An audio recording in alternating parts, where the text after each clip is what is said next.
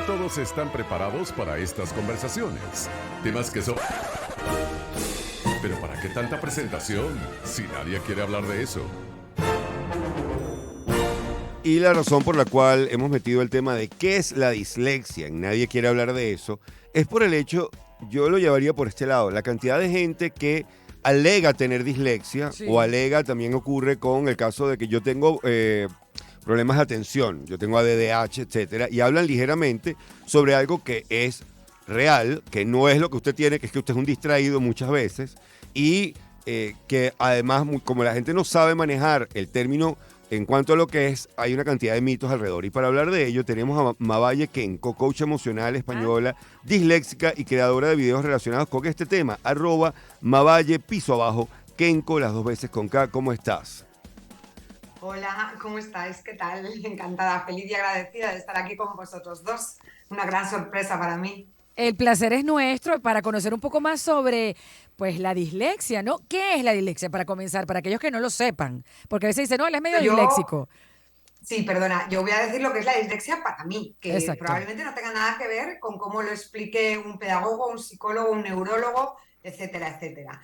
Desde mi experiencia como disléxica y como madre de una niña con dislexia. Para mí la dislexia es una manera diferente de entender el mundo que nos rodea y de interpretarlo. Como consecuencia, muchas cosas, la lectura, la escritura, las matemáticas y un montón de cosas más. O sea que porque uno siempre lo relaciona es con la ortografía, como cuando alguien lee una palabra mala, la lee como, no sé, como que confunde las sílabas y las combina mal. Es lo que generalmente uno piensa, ¿no? Exactamente. Sí, pero es mucho más y abarca mucho más. Esos son uno de los rasgos más tempranos, ¿no? Que empiezas a detectar y ver y más comunes, ¿no? Pero también a la hora de interpretar las matemáticas, los problemas, la derecha, la izquierda, las cosas, hay un origen neurobiológico importante porque hay una diferencia, que yo siempre digo diferencia, no dificultad, hay una diferencia del desarrollo de ciertos circuitos neurológicos. Hay algún antecedente genético, el cromosoma 15, pero yo no soy neuróloga, no soy científica y no me voy a meter en esos... Pero ¿y cuándo descubriste que eras disléxica? Yo desde muy chiquitita. Yo ahora mismo tengo 55 años. Claro, pero yo en tu momento, ¿a qué se lo atribuían? Porque, ojo, este es el mismo drama con otras enfermedades o con otras enfermedades, no, con otras diferencias neurológicas que en un momento determinado, por ejemplo, yo soy epiléptico y hace 200 años a mí me hubieran mandado un exorcista, a mí no me hubieran mandado carbamazepina. Claro, exactamente. Hace 50 años no se sabía, claro. Todos en la vida, muchísimas dolencias, evidentemente, tienen origen neurobiológico y genético, ¿no? Claro, pero entonces, en tu época, ¿a qué se lo atribuían? En el a mí momento. nada, siempre la verdad es que cuando yo era chiquitita, desde los 7 años, me llevaron a clases de psicomotricidad para escribir, para aprender a leer bien. Tardé más, repetí algún curso, pero luego despegué y claro, mi madre siempre me decía, eres muy lista, hija, pero ¿qué pasa? Y yo, claro, es que la manera en la que me explicaban las cosas no era la manera en la que yo las tenía que entender. Claro, claro. Y debe haber grados de dislexia. Aquí tengo como la definición más común. La dislexia es la alteración de la capacidad de leer por la que se confunden o se altera el orden de letras, sílabas o palabras. Se caracteriza por dificultades en el reconocimiento preciso y o fluido de las palabras, así como en la decodificación y la ortografía. No está relacionada con la inteligencia y puede afectar a personas de cualquier edad, es decir, niños, adultos, a cualquiera le puede dar. Ahora, ¿qué tan difícil es convencer a los demás de que no está asociada a inteligencia? Porque durante mucho tiempo se creía que estaba asociada a una menor inteligencia o a un problema de desarrollo. Grandes de los más grandes inteligentes del mundo, Einstein, etcétera, etcétera, eran disléxicos. Según a mí siempre me explicó la pedagoga, una gran pedagoga aquí de España que llevó a mi hija, la dislexia no se contempla si no hay un coeficiente intelectual alto.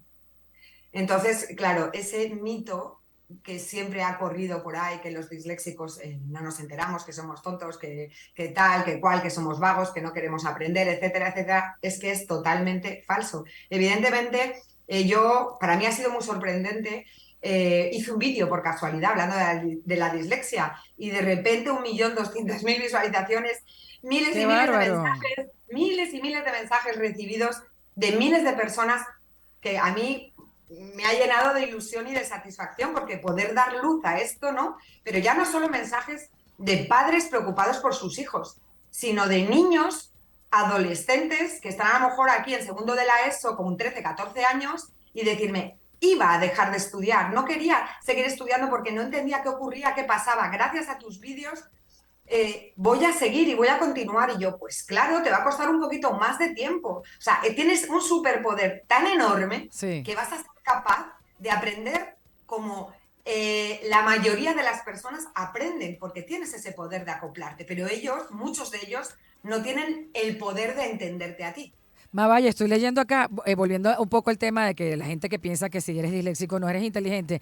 Steven Spielberg es disléxico, Steve Jobs es disléxico y bueno, personajes como Salma Hayek Einstein. o Thalía, dijiste, Einstein, están en esa lista de gente famosa pues que tiene dislexia, o sea que no tiene nada que ver. Una vez más se comprueba que no tiene nada que ver, ¿no? Claro, claro. Entonces, bueno, Andy yo Warhol, por ejemplo, ¿no? Jay Leno, claro, por John eso Lennon, yo Kennedy. en los vídeos siempre digo tu superpoder, ¿no? Porque hay que encontrar esas cosas que para nosotros son súper fáciles y súper sencillas, que tenemos muy desarrolladas. Somos personas súper creativas, con una memoria fotográfica brutal, con una imaginación increíble. Entonces, pues desarrollemos eso, ¿no? Y luego, pues vamos a tardar un poquito más en leer, vamos a tardar un poquito más en escribir, pero no pasa nada. Claro. Vamos a tener que trabajar duro, con mucha constancia, pero ese aprendizaje de trabajar con ese tesón te va a hacer que luego en un futuro eso ya lo sepas hacer, estás acostumbrada a trabajar. Y Claro. cuando, Y eso, cuando te has encontrado toda esta gente que te responde, quiere decir que todavía permanecen demasiados estigmas en los sistemas educativos con respecto a quien no entra por la forma clásica de comprender. exactamente. Es tremendamente doloroso el trato que recibimos de muchísimos profesores, porque no saben lo que es la dislexia, no entienden, tienen desconocimiento. Yo creo que está en que los profesores en sus estudios de la carrera no estudian esto, entonces no saben. Claro, no tienen la Yo he tenido información. una lucha con mi hija tremenda, con mucha mano izquierda, me he tenido que sentar delante de un profesor de segundo de la ESO y de cuarto de la ESO, que en el fondo es que no tenía ni idea de lo que era la dislexia. Y hay Y varios entonces, tipos. Además, está la adquirida, está la evolutiva, está la fonológica o indirecta, la superficial, la mixta o profunda, pero también se habla que puede ser hereditaria la dislexia. En tu bueno, familia evidentemente, como había... yo te decía antes, hay un factor genético, o sea, unos padres, uno de los miembros de la pareja con dislexia multiplica por 8 las posibilidades de Claro. dislexia, En tu pero no me voy a familia, meter ahí sí, pero en tu familia había un porque disléxico, quizás, lo heredaste o de no lo alguien. sabía, probablemente no lo Claro, sabía. claro, claro, Date claro. cuenta que factores genéticos seguro que hay. Se habla ahora del cromosoma 15, de muchos genes, pero no soy experta en eso, no me voy a meter ahí, Claro. ¿no? Es muy delicado, ¿no? Pero date cuenta que en una clase entre el 6 y el 7% de los niños tienen dislexia. Pero eso no es lo peor. Es que de ese 6 o 7% solamente lo conoce un 4%. Con lo cual hay un montón de personas que tienen dislexia, que están en clase, que no se enteran de nada y luego dicen, no atiende, tiene déficit de atención, pero ¿cómo va a atender si le estás hablando en chino y no entiende nada de lo que Claro. le estás Tal diciendo? cual. Me disperso con una mosca porque no me interesa lo que me estás hablando. Claro, claro. Cuéntamelo del modo que yo necesito. Pero todos, yo creo que alguna vez hemos sido medio disléxicos. Hay Hemos palabras sido- que a uno le cuesta. O sea, por ejemplo, a Enrique Lazo le cuesta decir pontífice. Él dice pontífice. Sí, pero eso porque él es antipapá. Y yo, por ejemplo, a mí me antirreligión. costaba muchísimo decir macarronada, que es un plato de Maracaibo. Y decía A marraconada. mí me cuesta mucho decir inflación inducida. Fíjate que no termino ¿Ah, de sí? decirla, me pasa algo que no lo Ya Se te logro. sube a la Mira. cabeza el precio. Ajá. No, Claro, no, pero bueno, hay pues dicen palabras. que los hemisferios trabajan un poco al contrario, ¿no? Los hemisferios del cerebro. Pero bueno, lo importante es reconocerlo, saber lo que te pasa, saber que no es nada, porque se define mucho como un trastorno del aprendizaje o una dificultad del aprendizaje. Yo estoy totalmente en contra de eso, Claro. porque trastorno no es, me parece que es una palabra muy fuerte, con muchas connotaciones que no me gustan nada. Y dificultad me parece que es una palabra limitante. Sí. Entonces es mejor una diferencia. Aprendemos de manera diferente. Claro, y además hay muchas herramientas actuales donde puedes ayudar a una persona con dislexia a leer mejor, a escribir mejor y quizás a corregir un poco Hay eso, ¿no? estupendos expertos, hay estupendos pedagogos con métodos súper buenos, pero por parte de nosotros, ¿no? De los inexpertos, ¿no? Me escriben padres y madres desesperados, me escriben niños y me escriben personas mayores recordando lo que han sufrido en el Claro, cole. claro. Además el bullying. Y es muy Oye, doloroso. Yo he llorado con bastantes mensajes, qué porque fuerte. son muy dolorosos lo que hay que sufrir y lo que tiene que sufrir un niño pequeño en clase incomprendido, porque date cuenta que los profesores son esenciales en la vida de un niño. Un buen profesor o te tira para arriba o te baja al Claro. infierno. No, hay que hablar Y más del entonces- tema, hay que educar más a los profesores, a las escuelas, a los colegios, a la gente en Y general entender sobre que la no pasa dislexia. nada. Que no pasa que no nada. pasa nada. Y cuando tú sabes que tienes dislexia, tengo dislexia, no pasa nada. Voy a tardar un poquito más que tú Pero ya en está. aprender a leer, en aprender a escribir, voy a cometer faltas de ortografía. No pasa nada. Todo el mundo tiene Claro. alguna cosa. Bueno, Si solo es Mavalle. dislexia, qué maravilloso, ¿no? Sí, señor. ¿En qué parte estás, Mavalle, en este momento?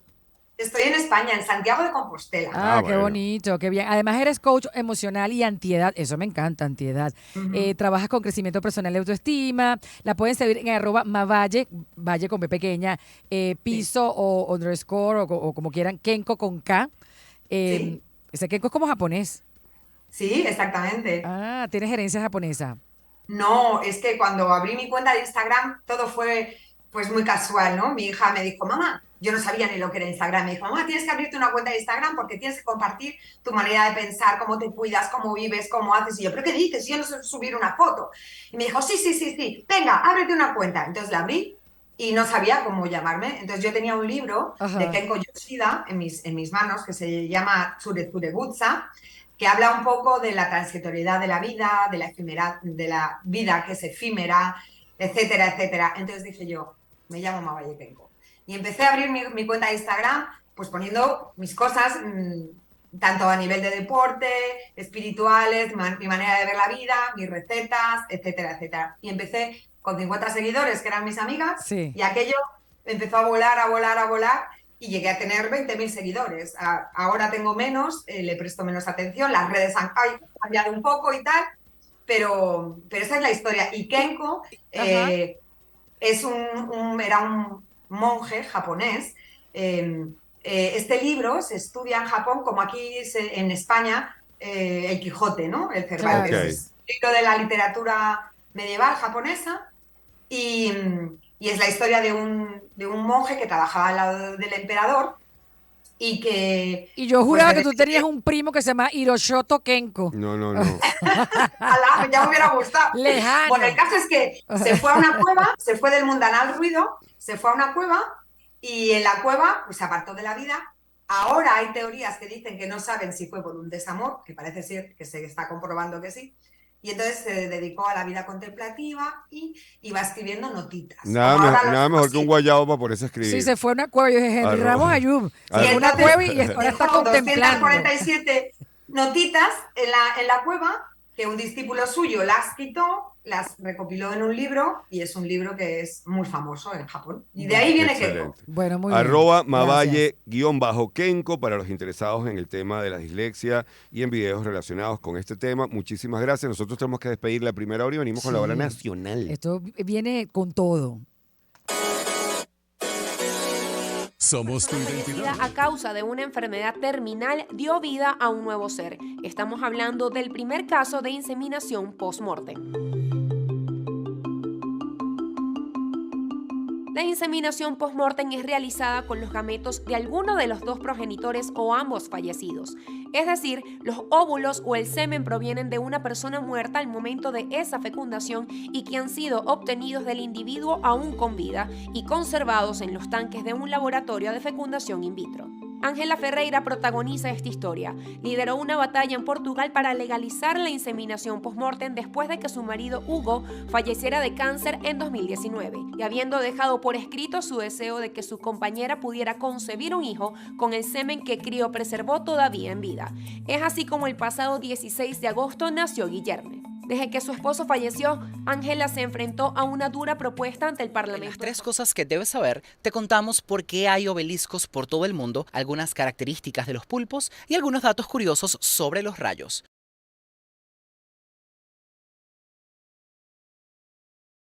Los obeliscos son columnas de piedra tallada que se han construido en distintas partes del mundo a lo largo de la historia. Son comunes en Egipto y Roma y dependiendo de dónde esté ubicado tienen distintos significados. En Egipto, por ejemplo, buscan honrar a los dioses, en Roma están ligados a su historia y en el mundo moderno marcan territorios. El pulpo tiene 3 corazones. Uno lleva sangre a todo el cuerpo y los otros 2 llevan la sangre a las branquias, que son los órganos respiratorios, mediante el cual se realiza el intercambio de gases. Sin embargo, un dato que fascina a niños y adultos es que tienen sangre azul, característica que los ayuda a sobrevivir en aguas frías donde muchos animales morirían. La ciencia cada vez descubre nuevas cosas curiosas sobre los rayos que escapan a nuestra imaginación. Por ejemplo, se calcula que miden unos 5 kilómetros, la caída de los mismos ocurre en 1 o 2 microsegundos, el calor de un rayo es 5 veces más alto que la superficie de nuestro Sol y es 6 veces más probable que caiga un rayo sobre un hombre que una mujer, pues suelen tener trabajos en espacios exteriores. Soy David Peñaranda y para conocer más notas como estas ingresa a mundour.com. Hemos salido de un convento de terror, un grupo de monjas recorre las calles de algunos países no solo para aterrorizar a los transeúntes, sino para promocionar una nueva película que promete dejarte sin aliento y con la luz encendida toda la noche.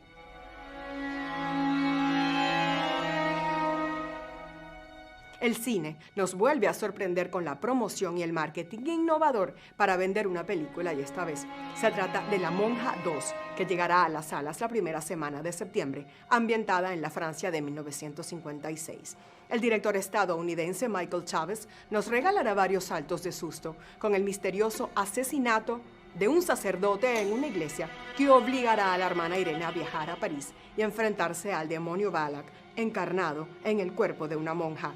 Desde La gran psicosis de Alfred Hitchcock, Actividad paranormal y hasta El aro, el género de terror ha sido una fuente innovadora y evolutiva. Hoy en 3 cosas que debes saber. ¿Cuáles son las consecuencias de consumir antiácidos? ¿Qué beneficios tiene comer fresas? ¿Y cómo influye el ejercicio en el estado de la piel? Tomar antiácidos cuando se sufre de acidez estomacal o reflujo es algo común para millones de personas en el mundo. Sin embargo, recientemente se ha demostrado que el uso prolongado de estos medicamentos puede tener consecuencias en la salud.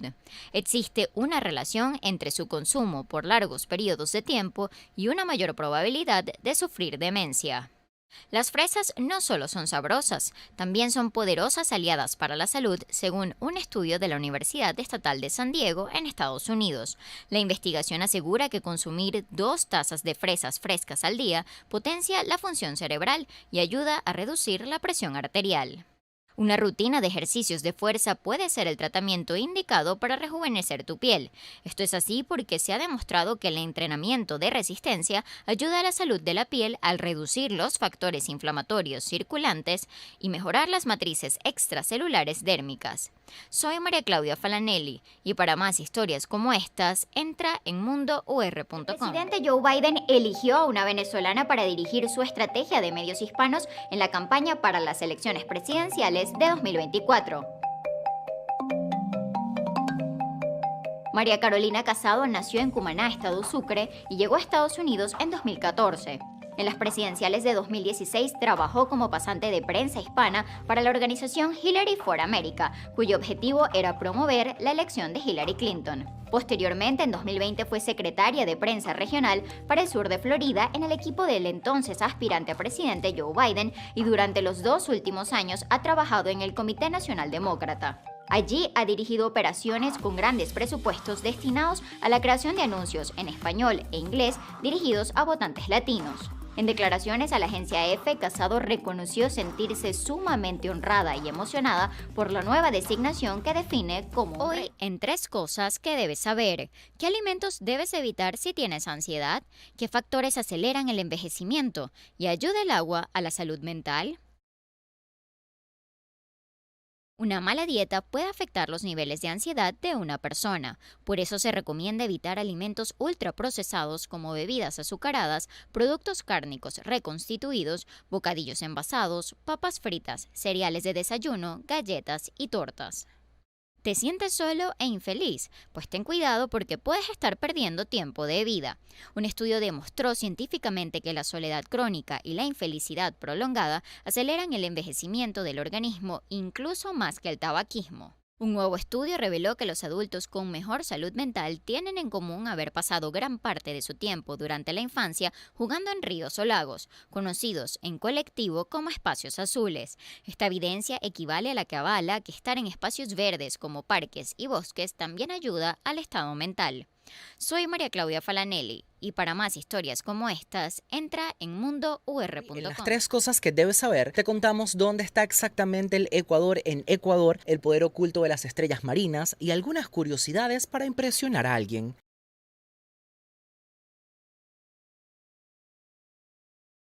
Todos hemos oído hablar de la línea del Ecuador, esa línea imaginaria que divide la Tierra en 2 mitades iguales y marca una zona donde siempre hace buen tiempo. La franja se ubica a 240 metros al norte del monumento construido por indicación de los franceses en la ciudad mitad del mundo. Según algunos expertos, esta línea es más bien una franja de un ancho aproximado de 5 kilómetros. Las estrellas de mar son criaturas fascinantes y llenas de datos interesantes. Por ejemplo, tienen boca pero no ojos como nosotros, sino ojos compuestos en la punta de sus brazos. Tienen un pequeño cerebro y son carnívoras. Se alimentan principalmente de moluscos. No tienen sangre en sus cuerpos, pero poseen un sistema de agua vascular. Si tu intención es dejar intrigados a tus amigos, te compartimos algunas curiosidades sobre cultura general para que uses en tu próxima cena o fiesta. Los dientes humanos son la única parte del cuerpo que no puede curarse por sí misma. La gente es más creativa en la ducha, la nuez moscada es alucinógeno y existen 2 países donde no se puede comprar Coca-Cola: Cuba y Corea del Norte. Soy David Peñaranda y para conocer más notas como estas ingresa a mundour.com. Una persona fallecida a causa de una enfermedad terminal dio vida a un nuevo ser. Estamos hablando del primer caso de inseminación post-mortem. La inseminación post-mortem es realizada con los gametos de alguno de los 2 progenitores o ambos fallecidos. Es decir, los óvulos o el semen provienen de una persona muerta al momento de esa fecundación y que han sido obtenidos del individuo aún con vida y conservados en los tanques de un laboratorio de fecundación in vitro. Ángela Ferreira protagoniza esta historia. Lideró una batalla en Portugal para legalizar la inseminación post-mortem después de que su marido Hugo falleciera de cáncer en 2019 y habiendo dejado por escrito su deseo de que su compañera pudiera concebir un hijo con el semen que criopreservó todavía en vida. Es así como el pasado 16 de agosto nació Guillermo. Desde que su esposo falleció, Ángela se enfrentó a una dura propuesta ante el Parlamento. En las 3 cosas que debes saber, te contamos por qué hay obeliscos por todo el mundo, algunas características de los pulpos y algunos datos curiosos sobre los rayos.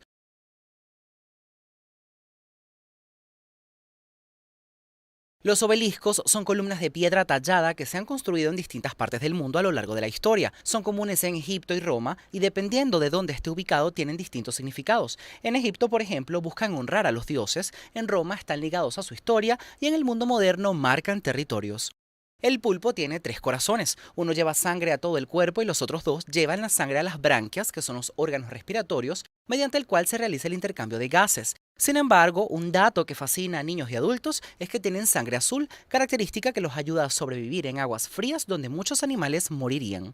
La ciencia cada vez descubre nuevas cosas curiosas sobre los rayos que escapan a nuestra imaginación. Por ejemplo, se calcula que miden unos 5 kilómetros, la caída de los mismos ocurre en 1 o 2 microsegundos, el calor de un rayo es 5 veces más alto que la superficie de nuestro Sol y es 6 veces más probable que caiga un rayo sobre un hombre que una mujer, pues suelen tener trabajos en espacios exteriores. Soy David Peñaranda y para conocer más notas como estas ingresa a mundour.com. Hemos salido de un convento de terror, un grupo de monjas recorre las calles de algunos países no solo para aterrorizar a los transeúntes, sino para promocionar una nueva película que promete dejarte sin aliento y con la luz encendida toda la noche.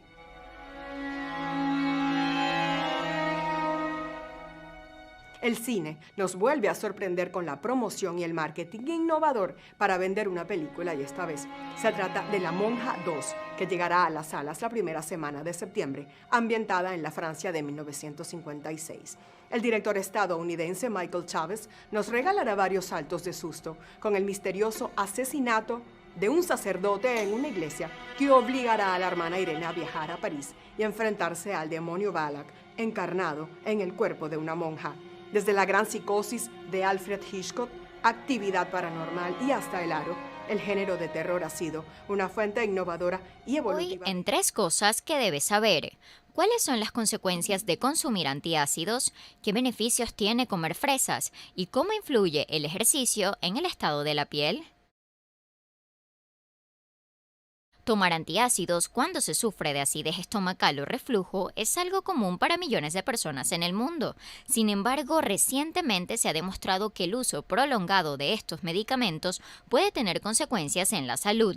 Existe una relación entre su consumo por largos periodos de tiempo y una mayor probabilidad de sufrir demencia.